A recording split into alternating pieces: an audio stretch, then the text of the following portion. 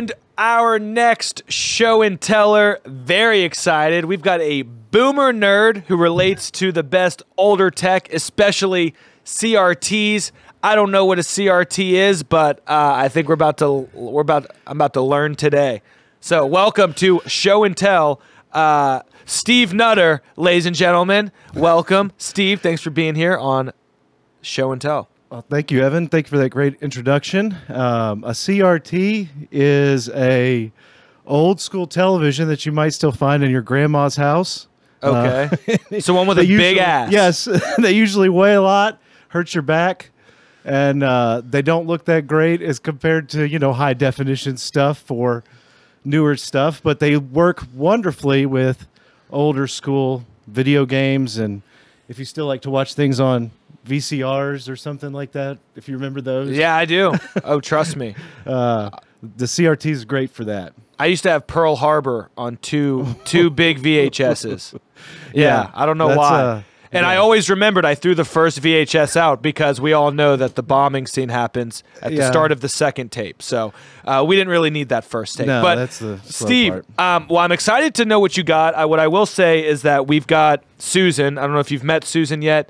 But she's the one that does all the work to make your item that you brought look interesting, exciting. We're here to give these items in our life the credit they finally deserve. We're here to put them on that pedestal. Over there. So let's go ahead and kick it over to Susan and see what she's doing. Tell us about your item. What'd you bring us here? Okay, yeah. So this is just what it says, a green translucent CRT television. Ooh. Now this one was made by Zenith, and you might have or have not heard of Zenith, but you will have heard of their parent company, LG, Life's Good or whatever. They are the ones who own Zenith. This is it was kind of a common size, so Zenith used the footprint to make normal ones, which have just been black cased, but then they made some translucent ones. Now this one was sold to the public as kind of a cool thing back in the year 2000, but they also had a blue version of this television. Heineken did a promotional version of this green television, and so you will often see people online posting pictures of it. It has a Heineken star and a logo at the top. It's just one of the rare, more sought-after ones. The more commonly you would see this one as it was used for prisoners in jails or anything. This was a prison. It's designed off that. So if you go to prison, you're allowed to get a television, but it has to be clear and see-through. So you can't sneak anything through. And there's some other interesting things about it because they shared a lot of designs with this one, but this one's consumer-based. It wasn't sold in a jail. But it has the translucent look, only they tried to make it green instead of clear. And then if you were a prisoner, you weren't allowed to have a speaker on yours because you would have made everybody else mad by whatever you're listening to. You would just have a headphone jack in the front, and it would have been clear. But it's kind of a funny thing. The companies that were not Sony back in the day, which everybody still heard of Sony, they were all making a competitive product with Sony. Sony had kind of the market cornered. And LG, who owned Zenith, they were later on, it's still going on today, a big lawsuit for price fixing. So you'll notice a lot of these old CRTs will have parts from all different types of manufacturers included in one, but just some interesting history on it. Wow. So what do you think they're doing now with TVs? Because I mean, these TVs with these big old backs. Yeah. I mean, they're not. I don't even think you're allowed to. You're not even allowed to transport these across state lines. I don't think. Anymore, well, yeah, they are. There's definitely hard to transport and get around and really get anymore because so many of them have been recycled, or at least the good ones have gone the wayside. Prehistoric. They're not making anything like this anymore, because there's a lot of lead in the glass and a lot of, it's a full-on biohazard product. According to the EPA, the CRT is a full-on, you're not supposed to just throw them away. You're supposed to recycle of them because, again, there's lead, phosphorus in the glass, and a lot of times that will end up in third world countries, shipped out of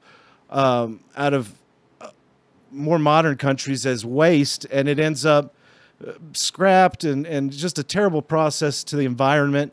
So there's not even an officially good way to really recycle these at this point. The most effective way is for us to somehow find some purpose in our lives to keep some of them around, repurpose them, keep them going as long as possible until there's a better solution available to actually get rid of them in a cost-effective and environmentally friendly kind of situation.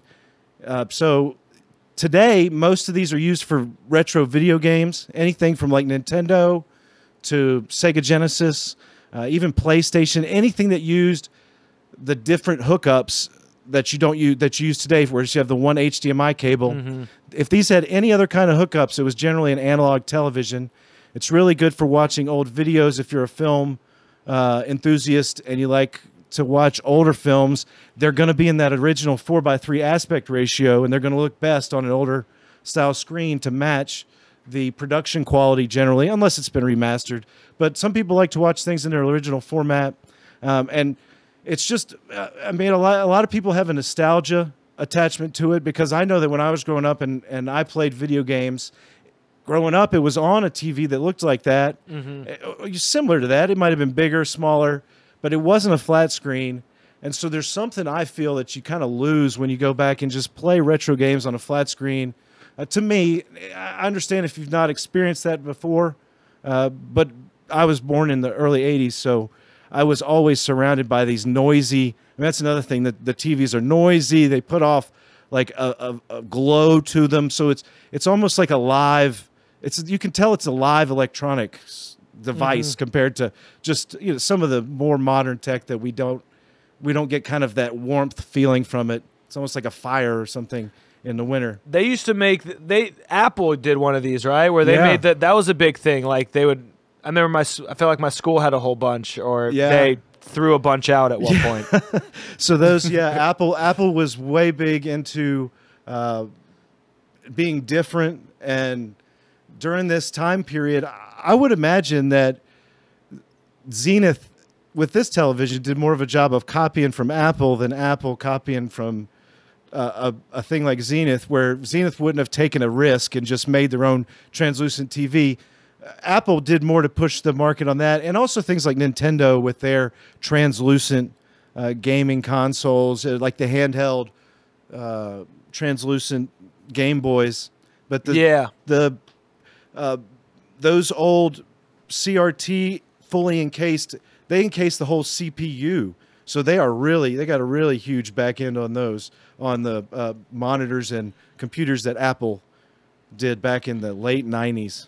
And so you repair and restore these? Yeah, actually, believe it or not, I am one of the few people that's left that still works on this old technology. I didn't start working on this technology except for I really enjoyed it, and there was no one else publishing anything online for it. So that's where the roots of what I started doing was just going in and recording my experiences by using them, tweaking them, restoring them, repairing them, because unfortunately, I mean, these are most technology nowadays. You don't expect to keep your television or your cell phone 25 years and use it functionally down the road. You expect it to last 2-3 years at the most, but we've got to go back now and just do a lot of them need work at this point, because it's just the age.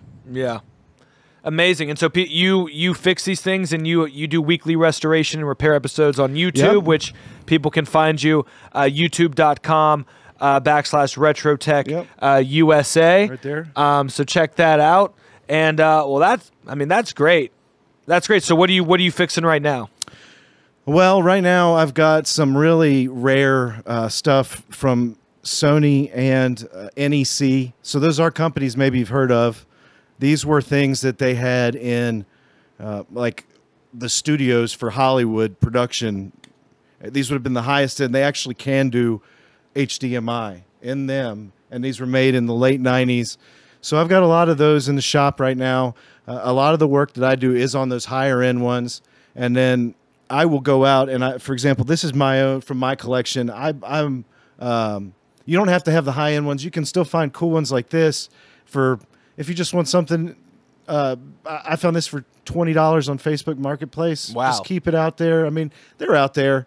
But if you go on like eBay and try to find this one, you know, somebody's going to try to sell it for $300, $400 just because it's rare and cool now. And but if someone finds one and it's broken, hit you up. That's right. Hit them up. Yeah, come and watch some videos, and maybe you can figure out how to get it going yourself too. Awesome. Well, Steve, thanks for being here. No, Show thanks. and tell, really cool item. Let's kick it back to Susan one more time.